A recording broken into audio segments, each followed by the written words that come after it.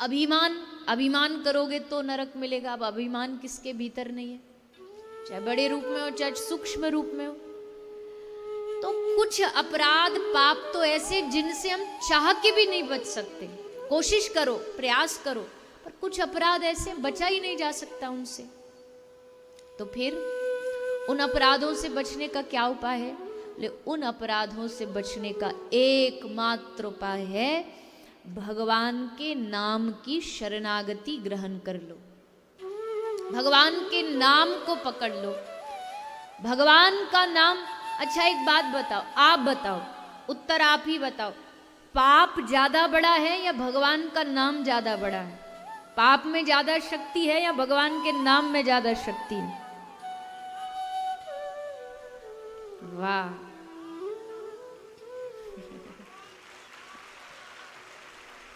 वाह वाह वाह वाह।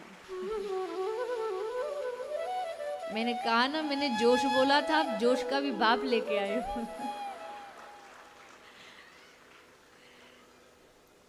तो बाबा ने 3 बार कहा और ये बिल्कुल सही बात। हरेर नाम हरेर नाम हरेर नामैव केवलम कलौ नास्तैव नास्तैव नास्तैव गतिरन्यथा। यहां भी कली संतरोपनिषद में 3 बार कहा गया हरेर नाम हरेर नामैव केवलम। केवल और केवल हरिनाम, हरिनाम से ही मुक्ति है, हरिनाम से ही भक्ति है। जिसने नाम का आश्रय लिया, भगवान के नाम ने सब पापों को ऐसे क्षण में, एक चुटकी बजाते हुए जैसे कोई चीज नष्ट हो जाती है, वैसे भगवान का नाम सब पापों को नष्ट कर देता है। हाँ, भगवान का नाम का उपयोग पाप मिटाने के लिए नहीं करना चाहिए।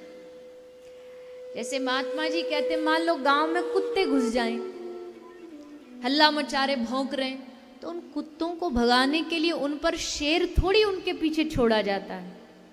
कुत्तों को भगाने के लिए शेर नहीं छोड़ा जाता। वैसे पापों को मिटाने के लिए इतना बड़ा भगवान का नाम जो इतना शक्तिशाली है, पर नाम में इतनी शक्ति कि अपने आप वो जो हमसे अपराध गलती से हो जाते हैं उनको नष्ट कर देता है।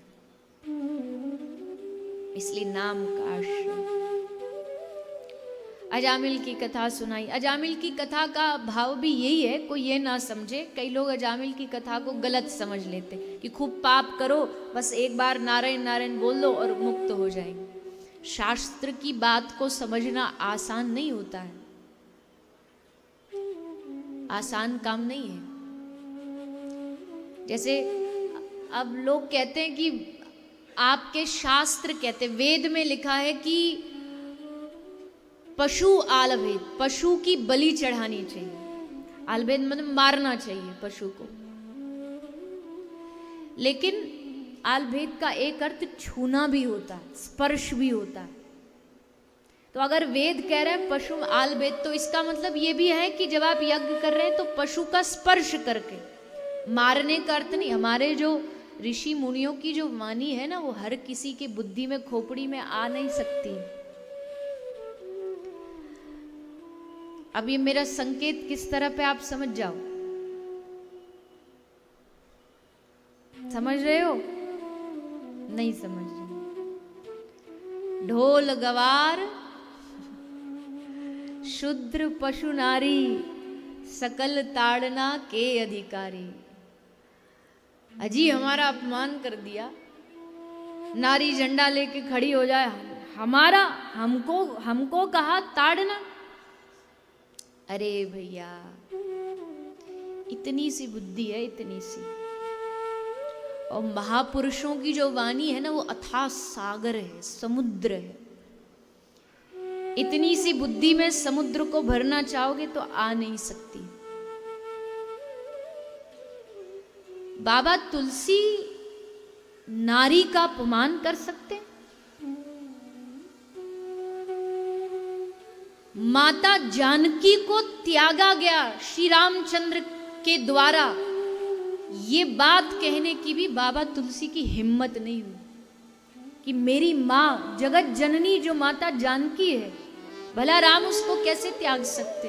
ये प्रसंग बाबा तुलसी ने लिखा ही नहीं रामचरितमानस में, लिखा हो तो बताओ। लव कुश संवाद ये सब वाल्मीकि रामायण में, अन्य रामायणों में वर्णन। बाबा तुलसी ने तो बस राज्याभिषेक किया, बस वहीं अपनी विराम की नहीं, इससे आगे मैं अपनी वाणी से ये लीला, ये कथा, ये बोल नहीं सकता। तुम उन बाबा की तुलसी पर कहते हो कि नारी जाति भेद। अगर बाबा तुलसीदास जी जाति भेद करते तो बाबा तुलसीदास जी उस केवट की जो महिमा गाई है ना तुलसी ने, किसी अन्य ग्रंथ में नहीं गाई गई। वाल्मीकि रामायण में केवट की महिमा नहीं गाई गई, बाबा तुलसी ने गाई। शबरी, बाबा तुलसी कहते हैं राम जी कहीं और से जाना चाहते तो जा सकते थे, पर राम जी ने वो लंबा रास्ता इसलिए चुना क्योंकि उनको शबरी पर कृपा करनी। अगर बाबा तुलसी जाति को लेकर के ही इतने कॉन्शियस होते तो क्या इन महापुरुषों, इन भक्तों की बारे में वर्णन करते? चलो ये तो रही दूसरी बात। अगर इसका भाव भी आप समझना चाहते हो तो एक महापुरुष की, ब्रज के बड़े अद्भुत संत हैं, बड़ी श्रद्धा, बड़ी निष्ठा है मेरी उनके चरणों में, तो उनकी वाणी का ये भाव है। क्या अर्थ है? ढोल गवार शूद्र पशु नारी सकल ताड़ना के अधिकारी। ताड़ना क्या होता है? देखो, एक शब्द के कई अर्थ होते हैं। जैसे एक शब्द है कनक। कनक का अर्थ सोना भी होता, कनक का अर्थ धतूरा भी होता है। अब कोई कनक शब्द लिख दे, अब कनक को पकड़ करके हल्ला मचाने लगे कि यहाँ तो ये कह दिया, अब वो दोनों भाव है ना उसके। ताड़ने का हर जगह अलग अलग भाव है। जैसे ढोल, ढोल में ताड़ना मतलब थाप, जो उसकी थाप होती है, जो उसको बजाना होता है, जो उसको बिना थाप के थोड़ी बज जाएगा ढोल। आप ढोल को हाथ जोड़ के कहें कि ढोल महाराज बज जाओ, तबला महाराज बज जाओ, तो ऐसे थोड़ी बजेंगे, उस पर थाप मारनी पड़ेगी। तो थाप मारने को ढोल का ताड़ना कहा। गवार, गवार मतलब बुद्धिहीन। बुद्धिहीन को ताड़ने का मतलब क्या है? बोले गवार के ऊपर हर समय जो बुद्धिहीन होता है उस पर नजर रखो, क्योंकि कभी भी काम बिगाड़ सकता है। अब बुद्धिहीन तो कहोगे तुम कुछ और करेगा कुछ, इसलिए उस पर नजर रखनी पड़ेगी कि नहीं? घर में कई होते काम सेवा कैसे करने वाले, तो उन पर नजर रखनी पड़ती है, क्योंकि भैया पता नहीं कब कहाँ कह के कुछ जाए, करके कुछ और दे देगा। तो ढोल गवार शूद्र पशु नारी, और ये जो नारी के लिए भी अगर कोई नारी समझती हो, बाबा तुलसी ने अपमान नहीं, नारी पर भी नारी का ताड़ना क्या है? नारी का ताड़ना मारना नहीं है। कहीं कोई पुरुष लठिया लेके ठाड़ा हो जाए कि हाँ कहा है बाबा तुलसी ने मार सकते, नहीं। ताड़ने का वहां मतलब है नारी की सुरक्षा। नारी एक सुरक्षा में रखी जानी चाहिए, ये उसका ताड़ना है, मारना नहीं है।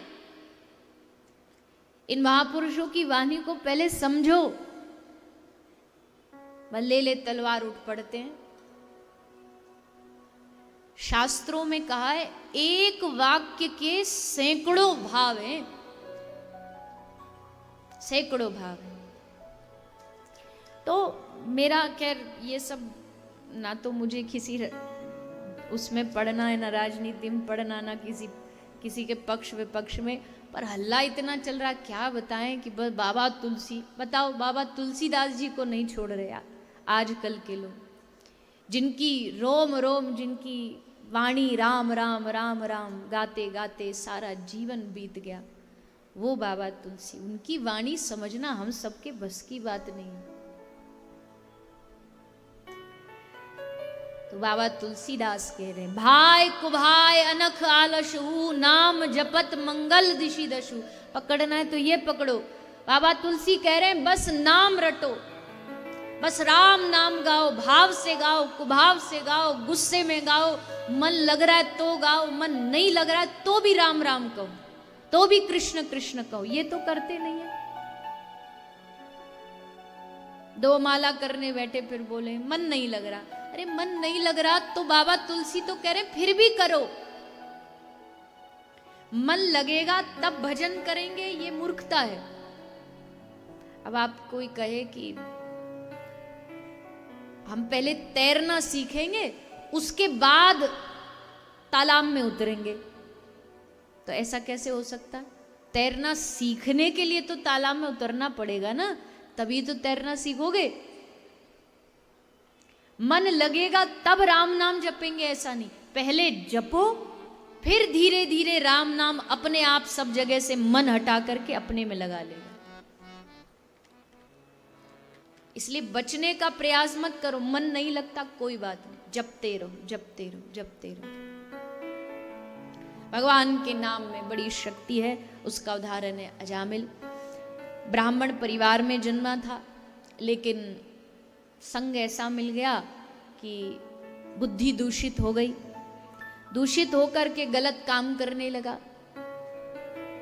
श्री अजामिल महाराज पाप में मन, पाप वृत्ति बढ़ती चली गई। लेकिन गांव में एक बार कुछ साधु आए।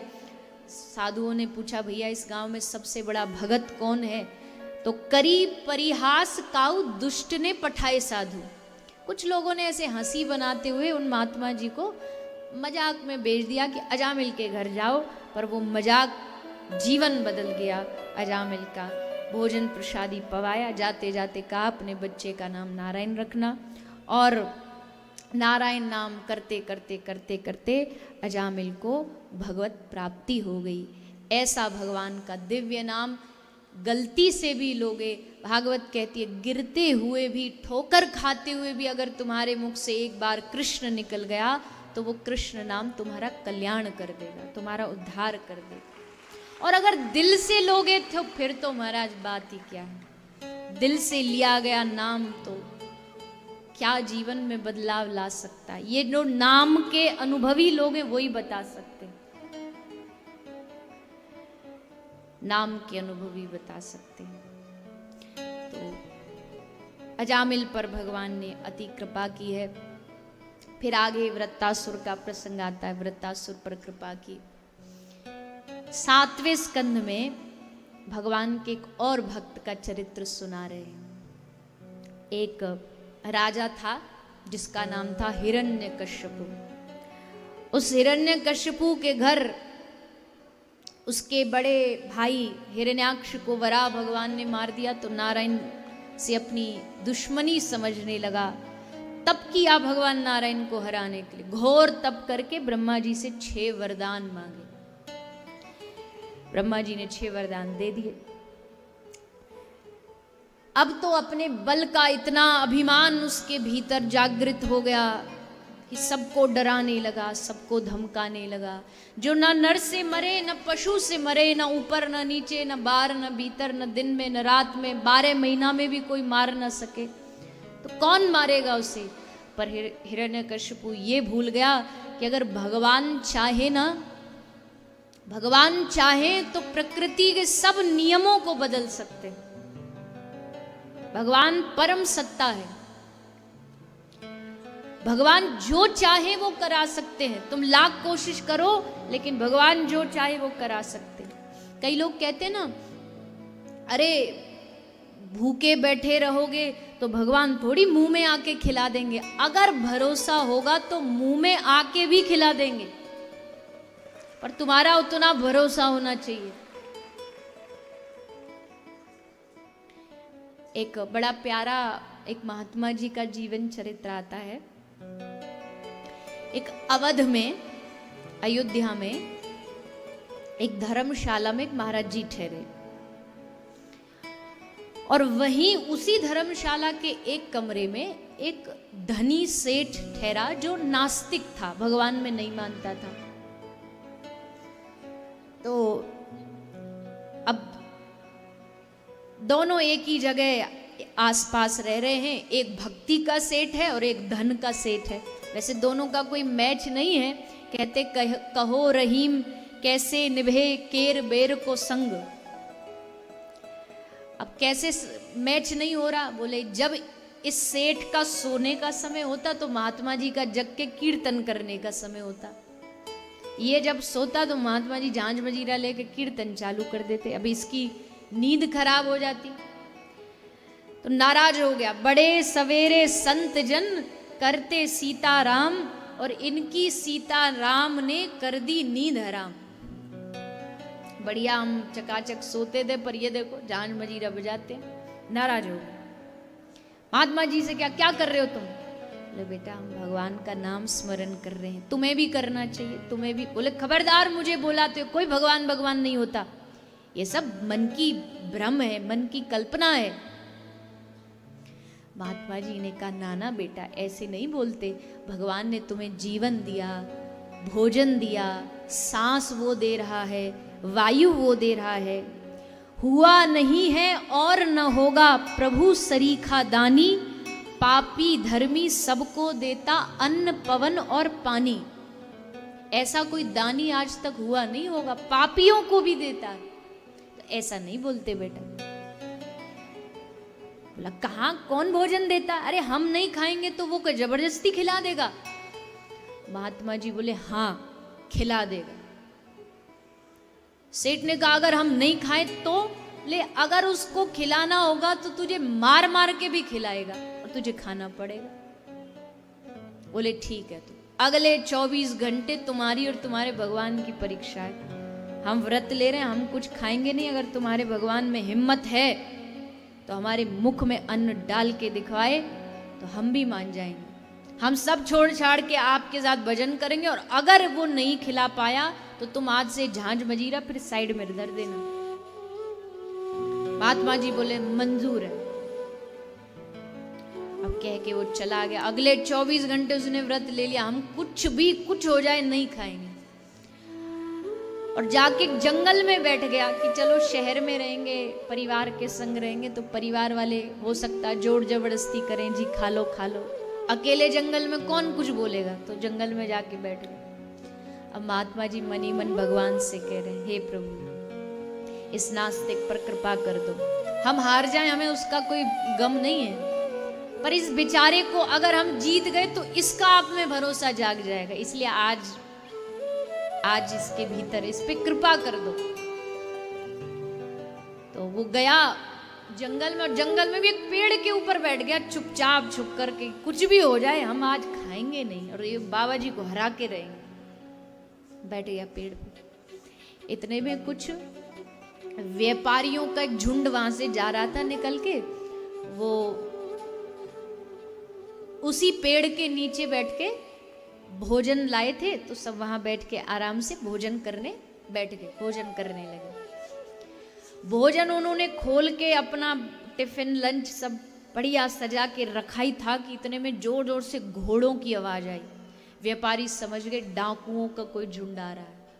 जैसे डाकुओं का झुंड आ रहा है सो व्यापारी सब अपना सामान उठा के और वहां से भागे। अब डाकुओं का झुंड आके पेड़ के नीचे रुका, देखा अरे 56 भोग लगे हुए हैं, बढ़िया भोजन सजा हुआ है, चलो खा लेते हैं। चोरों का सरदार बोला डाकुओं का सरदार खबरदार हाथ लगाया तो क्या पता ये कुछ जाल हो, हमारे लिए जाल बिछाया गया हो, क्या पता इस भोजन में जहर मिला हो, और क्या पता जहर मिलाने वाला भी यहीं कहीं छुपा हो। अब वो पेड़ में से सब कहानी देख रहा था, उसे पता था कि एक सब कहानी चल रही हो, ऐसे चुप। सरदार बोला ढूंढो जिसने इसमें जहर मिलाया हो। अब और जैसे मिले तो पकड़ के मार डालो। अब मारने की जैसे बात आई सो डरा, हिला डुला, पत्ते हिले, बोले महाराज मिल गया। उसको पकड़ के पेड़ से नीचे उतार, उतर नीचे, उतर नीचे, ये तूने रखा है भोजन? बोले नहीं हमने नहीं रखा। तूने इसमें जहर मिलाया? नहीं जी हमने कतई जहर नहीं मिलाया, आप खाओ आराम से। बोले हम कैसे मान ले इसमें जहर नहीं? सरदार बोला एक काम करो, पहले इसको खिलाओ, एक बार इसके मुंह में डालो। डर से कांप के बोला हम मर जाएंगे पर खाएंगे नहीं। वृक्ष से उतरा, बात कह लो तुम खोटी खरी, पर कसम तुम्हारी मैं रोटी नहीं खाऊंगा, कुछ भी हो जाए रोटी नहीं खाऊंगा। हाथ में ले छड़ी तब दसे सरदार बोला, तुझे आज रोटी मार मार के खिलाऊंगा। आज रोटी तो तुझको खानी पड़ेगी, तभी तो हम सब खा पाएंगे। पहले पता चले जबरदस्ती लेकर के, अब मरता क्या नहीं करता। महाराज शर्त वर्त बाद में देख लेंगे, गोली खाने से तो बचे, इससे बढ़िया रोटी खा लें। सो मुख में रोटी डाल दी गई। और ये कोई कहानी नहीं है, ये सच्ची घटना। वो आगे चल कर के बहुत बड़े संत बने, संत मलूकदास। और फिर उन्होंने कहा कि अजगर करे न चाकरी, पंछी करे न काम, और दास मलूका कह गए सबके दाता राम। सबको देने वाला वही, सबको खिलाने वाला वही, सबको नचाने वाला वही। इसलिए भगवान की सत्ता को ना कभी शर्त मत करना, चैलेंज मत करना। वो जब जीतने पर आएगा ना तो मार मार के भी खिलाएगा। जो तर्क देने वाले लोग होते हैं ना, भगवान ऐसे नहीं। भगवान की सत्ता पर भरोसा करो। भगवान भगवान कोई नहीं होता। अरे जिस जीभ से, जिस वाणी से तुम बोल रहे हो ना, ये देने वाला भी वही है।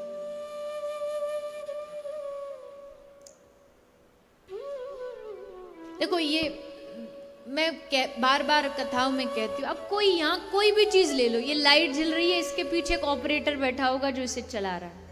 ये माइक चल रहा है, इसके पीछे ऑपरेटर बैठा है जो चला रहा है। ये बंसी बज रही है, इसके पीछे एक बजाने वाला बैठा है। ये कैमरा चल रहा है, कैमरे को चलाने वाला बैठा है। ये टेंट है, इसको बनाने वाला है। तुम्हारा फोन है, फोन को भी कोई फैक्ट्री, कोई मशीन, कोई व्यक्ति बनाने वाला है। जब हर चीज के पीछे ऑपरेटर होता है तो सोचो, क्या ये इतना बड़ा जो विश्व है, ये क्या अपने आप चल रहा है?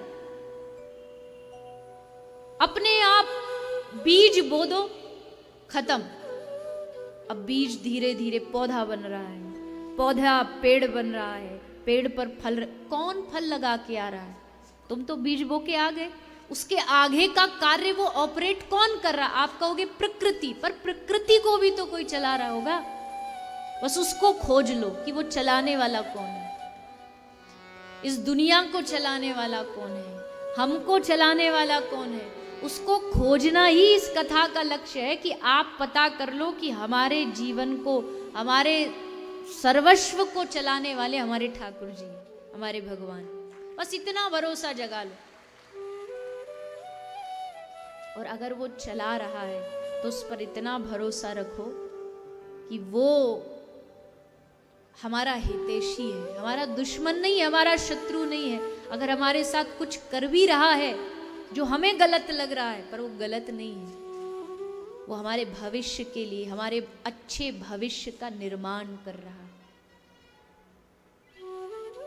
जैसा अभी का बुद्धि छोटी है, ये भगवान की लीला को समझ नहीं पाएगी।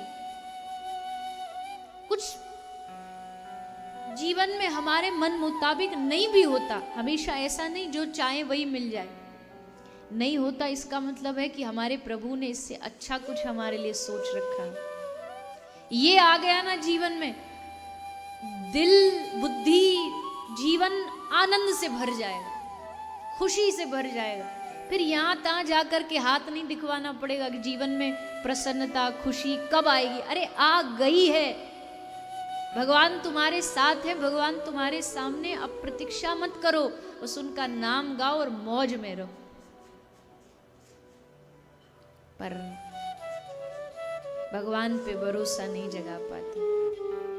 कह तो देते हम, कह तो देते हैं कि भगवान पे भरोसा है, पर भरोसा किसको कहते जानते हो? प्रहलाद, प्रहलाद का विश्वास, प्रहलाद का भरोसा। कुछ हो जाए लेकिन भगवान के चरणों के प्रति कभी विश्वास नहीं उठा। हमारे ऊपर इतने कष्ट होते जो प्रहलाद के ऊपर, और ये कहा जाता या तो भजन चुन ले या जीवन चुन ले। तो हम कहते भैया जिंदा रहना जरूरी है, भजन तो देख लेंगे किसी जन्म में। पर प्रहलाद ने कहा मर जाऊंगा पर हरि का नाम नहीं छोड़ूंगा। ये श्वास चल रही है उसकी वजह से चल रही है। एक क्षण के लिए ये श्वास रुक जाए तो बताओ इस शरीर की वैल्यू क्या है? सोच के देखो, एक क्षण के लिए श्वास रुक जाती है तो 1 दिन 2 दिन से ज्यादा इस शरीर को घर में नहीं रखते लोग। क्यों जी? वही तो है जिनसे कल तुम कह रहे थे आप हमारे जीवन धन हो, प्राण धन हो। क्या हुआ? वही 2 आंखें, वही 2 कान हैं, वही 2 हाथ वाले हैं, आपके सामने लेटे पड़े। फिर इनको जिससे आप प्रेम करते हैं उसके शरीर को एक माचिस की तिल्ली से उंगली भी जल जाए ना तो कितना दुख होता है जी, इनका हाथ जल गया। उसी शरीर को खुद अपने हाथ से जाकर के जला के आते हैं। कभी सोचिए इस बात को। उस शरीर को जलता हुआ देखते हैं वहां कि ये जल रहा है सामने। क्यों? अगर शरीर से ही रिश्ता होता तो शरीर को घर में ना रखते। लेकिन हमारा रिश्ता शरीर से नहीं है, उस शरीर के भीतर जो परमात्मा रूप में आत्मा बैठी है ना, उससे रिश्ता है। इसलिए जैसे वो परमात्मा रूप में आत्मा गई, रिश्ता खत्म।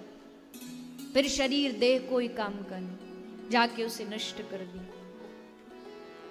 इसका सीधा सा मतलब है तुम्हारा रिश्ता तुम्हारी पत्नी से नहीं है, पत्नी के भीतर जो परमात्मा बैठा है उससे है। बस उस रिश्ते को समझ लो। शरीर से रिश्ता होता तो जलाते नहीं, रिश्ता परमात्मा से है।